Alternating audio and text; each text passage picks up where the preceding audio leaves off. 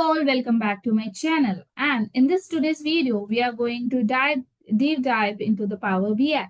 So, in this previous videos, I explained the overall SQL queries. So please go there and watch my videos. The link is in the description below.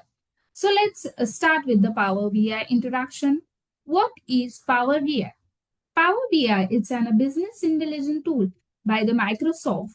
It converts raw data into the interactive dashboards used for the analysis and reporting. So, where we can have the multiple visuals, we can have the multiple charts, we can have the multiple features over the Excel. In the Excel, we are creating the small dashboards, we are creating the small reports. But the Power BI is a more advanced tool which is developed by the Microsoft. Instead of reading thousands of Excel rows, Power BI shows bar charts, pie charts, line chart, tables, maps, and so on. So data become a visual and very easy to understand. Learn the Power BI. Power BI is an easy to drag and drop, connects to the Excel, SQL, Oracle, and so on, where we can have the multiple, where we can interact or we can connect with the multiple sources and get data from there. Interactive, it's providing interactive visuals and it has the high demanding skills. As a data analyst, you must need to learn the Power BI. Power BI have components like Power BI Desktop, Power BI Services, Power BI Mobile, Power BI Gateway.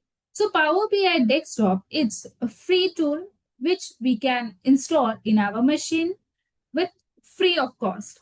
Power BI Services needs the MS account which is running online, and we can share our visuals, we can publish our reports in Power BI Services.